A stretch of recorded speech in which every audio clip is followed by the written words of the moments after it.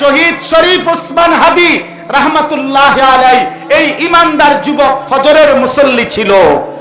সে প্রতিদিন ফজরের নামাজ পড়তো, 5 ওয়াক্ত নামাজ পড়তো।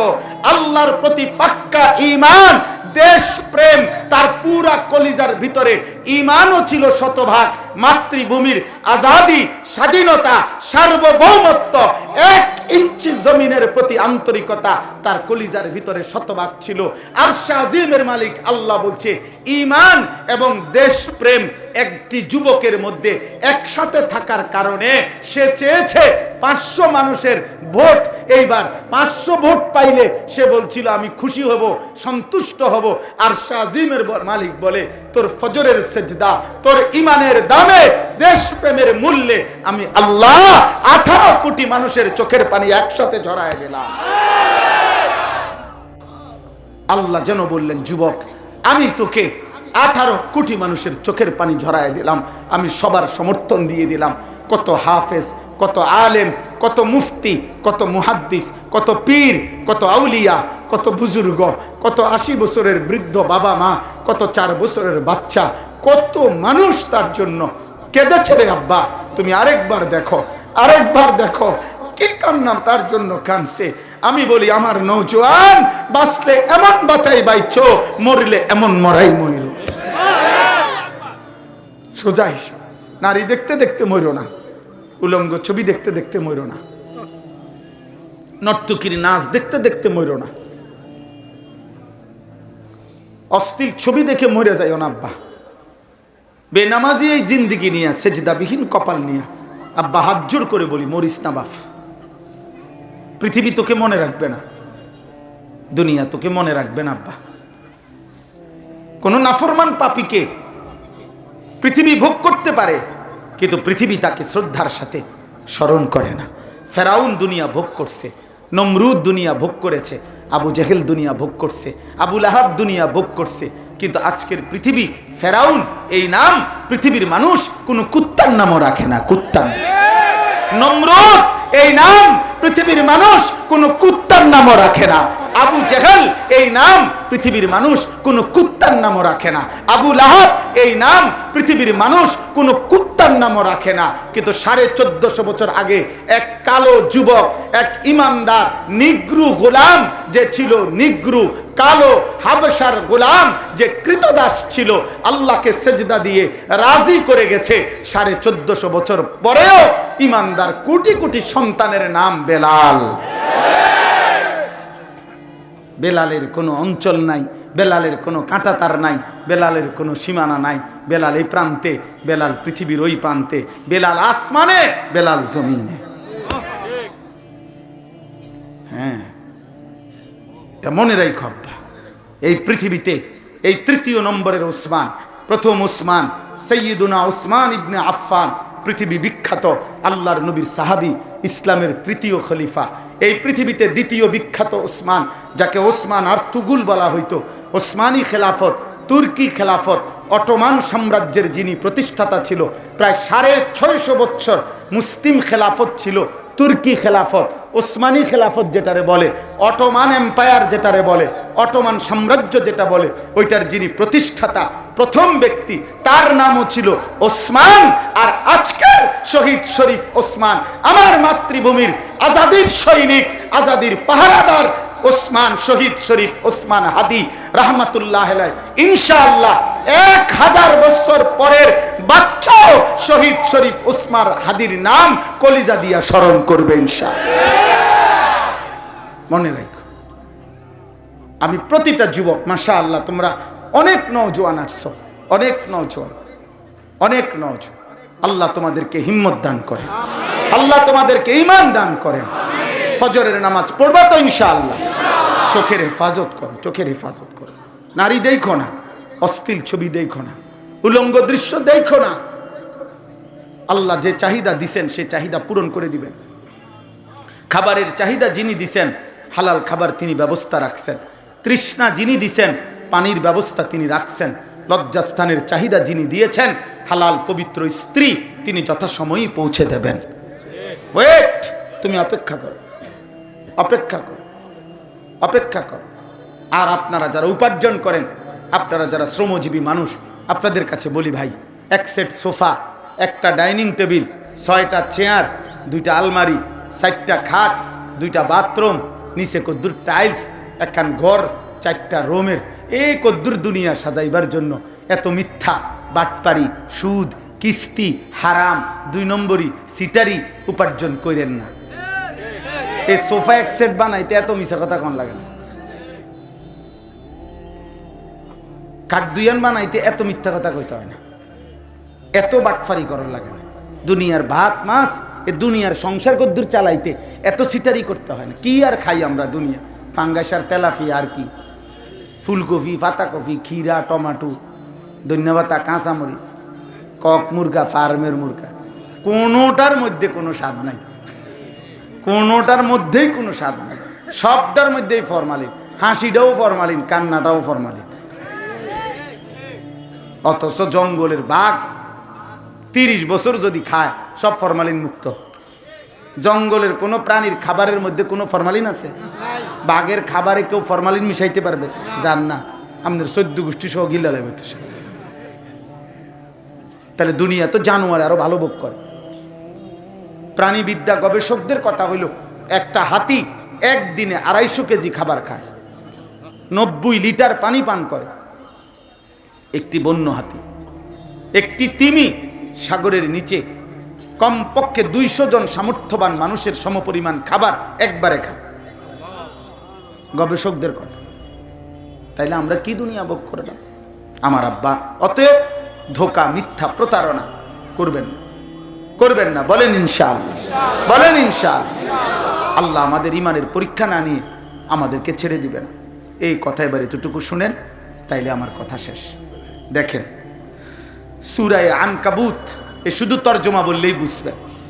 আল্লাহ তাআলা 5টা আয়াত আমি পড়ছি, একদম সংক্ষেপে অনুবাদ বলতেছি।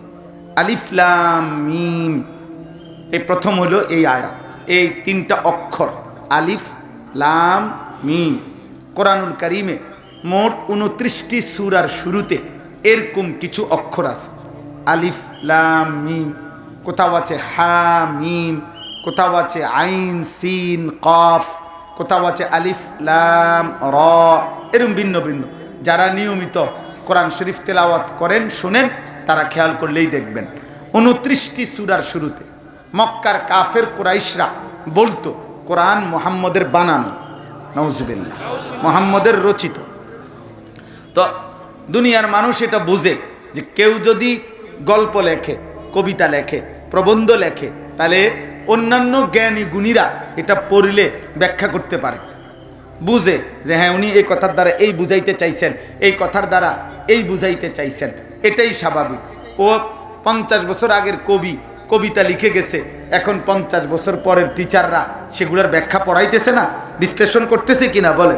তো এটা সম্ভব।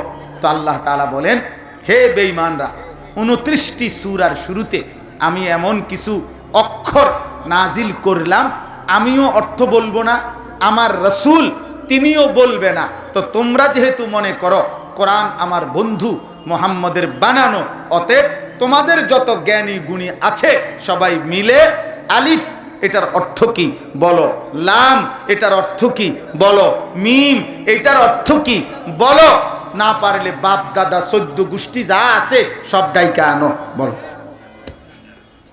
ফাবুহিতাল্লাযী কাফার, আল্লাহ বলেন সমস্ত কাফের নিস্তব্ধ, তারা পারে নাই এই অর্থগুলো বলতে।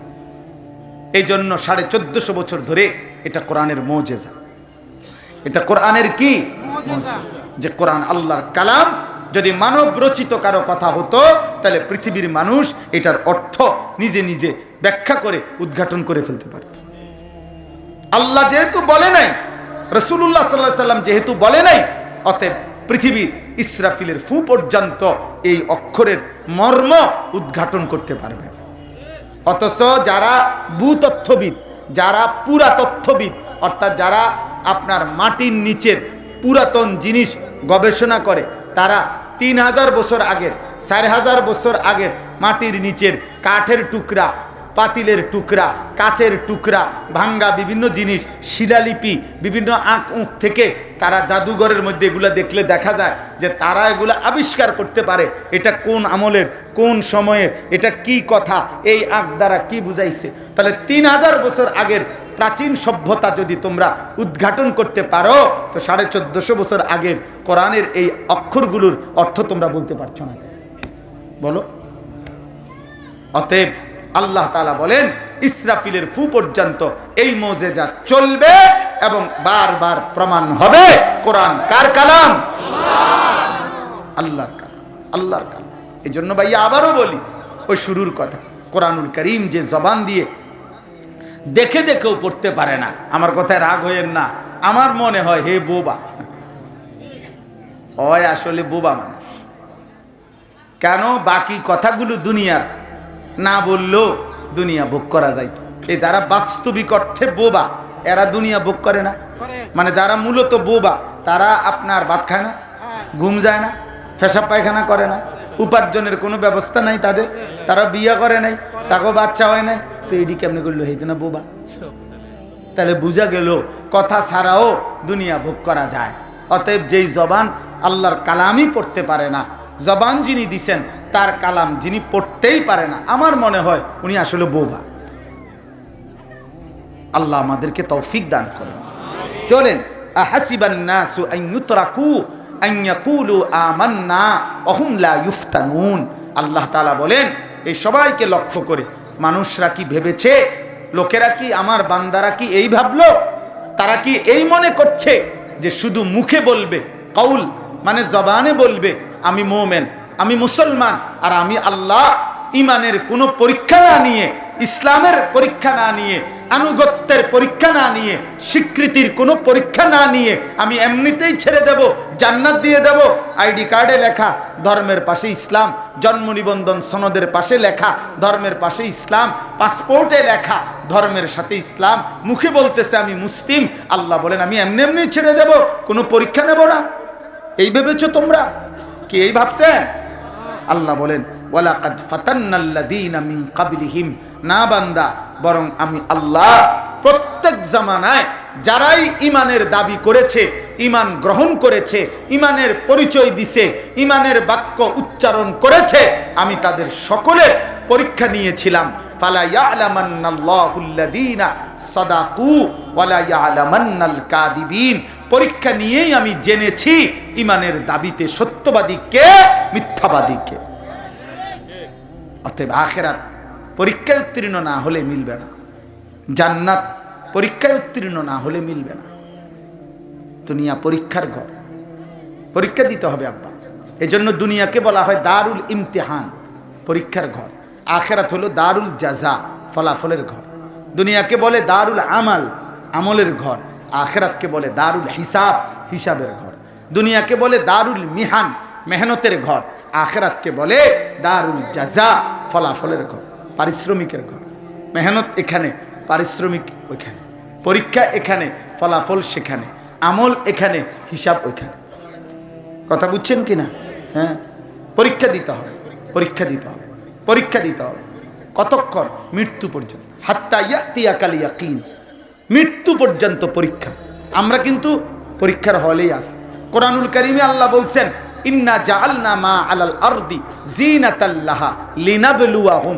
গোটা দুনিয়া আমি সাজাইছি, উপরে আসমান, নিচে জমিন, চন্দ্র সূর্য, আলো বাতাস, গাছ ফুল ফল ফসল, হাসি কান্না। আল্লাহ বলেন আমি সাজিয়েছি দুনিয়া কেন? লিনাবলুয়াহুম, পরীক্ষার জন্য। পরীক্ষা, গোটা দুনিয়া পরীক্ষার হল, পরীক্ষার হল। কিসের হল? পরীক্ষা। আমাদের পরীক্ষা চলছে প্রতিদিন, প্রতিদিন। এই পরীক্ষার কোনো বিশ্রাম নাই, মৃত্যু পর্যন্ত ইমানদার পরীক্ষা দিতেই হবে। প্রত্যেক নামাজের ওয়াক্ত পরীক্ষা, সেজদা দেন নাকি ছেড়ে দেন। প্রত্যেক বছর পরীক্ষা, যাকাত আদায় করছেন না করছেন না। প্রত্যেক রমজান পরীক্ষা, রোজা আদায় করছেন না করছেন না। সম্পদশালী পরীক্ষা, হজ করতেছেন নাকি করতেছেন না। চোখে নারী, সামনে পরীক্ষা। এই ভিন নারী, যে নারী দেখার অনুমতি নাই, তাকে দেখছেন না চোখ নামাচ্ছেন। টাকা সামনে পরীক্ষা, হালাল টাকা নিচ্ছেন না হারাম টাকা নিচ্ছেন। খাবার সামনে পরীক্ষা, হালাল খাবার খাচ্ছেন না হারাম খাবার খাচ্ছেন। খোদার কসম, এইভাবে কদম কদম 24 ঘন্টা মেহনত করে পরীক্ষা দিয়ে মৃত্যু পর্যন্ত টিকলে আখিরাতের জান্নাত। এই জন্য আখিরাতকে আবারও বলছি, আমনে চাইয়েন আখিরাত টাকা 30,000 মনে করেন। ওই ইমাম সাহেবরে ফাঁকে ফুঁকে টাকা 200, এই মোট আপনি 20 বছর লাগাইয়া টাকা দিচ্ছেন, নাহলে 20,000। এই 200 টাকা এটি একত্র করলে ইমাম সাহেব রে বলে রাখছেন, হুজুর খেয়াল রাখেন এদিকে, আরো পারলে আরো 100 বাড়াইয়া দিব। কারণ আপনি তো ইমাম সাহেব তো টেন্ডার নিয়ে রাখছে জান্নাতের, ঠিক না? কথা বলেন না কেন? না না, ইমাম সাহেব দৌড়ের উপরে থাকবো। পীর সাহেব, মুরিদ সাহেব, ইমাম সাহেব, মুসল্লি সাহেব, বক্তা সাহেব, শ্রোতা সাহেব, সব সাহেব আখিরাতে রবের সামনে হিসাব দিতে হবে। হবে কি না? দাঁড়াইতে হবে, দাঁড়াইতে হবে একজন একজন। অকুল্লুহুম আতিহি ইয়াউমাল কিয়ামাতি ফারদা। অতএব পরীক্ষা দিতে হবে, পরীক্ষা দিতে হবে। ইমানের পরীক্ষা, আমলের পরীক্ষা, ইবাদতের পরীক্ষা। আল্লাহ আমাদেরকে তৌফিক দান করেন। আম হাসিবাল্লাযীনা ইয়ামালুনা সাইয়্যাতি আন ইয়াসবিকুনা সাআ মা ইয়াহকুমুন। ভাইয়া আবারও শুনেন এই শেষ কথা। আল্লাহ বলেন, তোমরা যারা যারা প্রতিনিয়ত আমি আল্লাহর নাফরমানি করছো, গুনাহ করছো, পাপ করছো, তোমরা ভেবো না এই বান্দা তোমরা কি ভেবেছ আমি আল্লাহকে ডিঙ্গাইতে পারবা, আমার থেকে আড়াল হইতে পারবা, আমারে ছুটে যাইতে পারবা? এই যদি মনে করে থাকো, সাআ মা ইয়াহকুমুন, এটা তোমাদের ভুল সিদ্ধান্ত, মন্দ সিদ্ধান্ত। পুলিশ ছেড়ে দিতে পারে, র্যাব ছেড়ে দিতে পারে, বিজিবি ছেড়ে দিতে পারে, সেনাবাহিনী ছেড়ে দিতে পারে, মেম্বার চেয়ারম্যান ছেড়ে দিতে পারে, মা বাপ ছেড়ে দিতে পারে, এই দেশ, এই রাষ্ট্র, এই সমাজ সব ছেড়ে দিতে পারে। আসমানওয়ালা বলে, আমার থেকে ছুটবা কেমনে বান্দা? ছুটবা কেমনে? আমার থেকে ছুটবা কেমনে? শহীদ শরীফ উসমান হাদি রাহমাতুল্লাহ আলাইহির খুনি তুই নাফরমান মনে করিস, হইতে পারে এই দুনিয়ায় আর কেউ তোকে ধরতে পারবে না, কিন্তু আসমানওয়ালা রবকে ফাঁকি দিবা কেন? সেদিন জালেম মজলুম, সেদিন নির্যাতিত নির্যাতনকারী, সেদিন কাতেল মাকতুল, খুনি নিহত, সকলেই তো এক আসমানওয়ালা রবের সামনে দাঁড়াবে। আল্লাহ তাআলা বলেন, অতএব আমাকে আড়াল করতে পারবে কোনো পাপী না, আমিও না, আপনিও না। পারবেন? মান কানা ইয়ারজু লিকা আল্লাহ ফাইন্না আজালাল্লাহি লাআতিন ওয়া হুয়াস সামিউল আলিম। বাহ!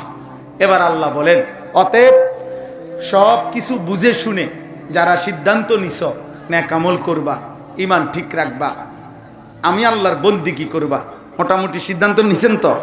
তো আল্লাহ বলেন, এবার তোমরা যারা আমল করতে করতে, নামাজ পড়তে পড়তে, আমি আল্লাহর হুকুম মানতে মানতে আমার সাক্ষাৎ কামনা করছো, জান্নাত কামনা করছো, আমি আল্লাহর মোলাকাত কামনা করছো, তাহলে বান্দা শোনো, ঘাবড়াইও না।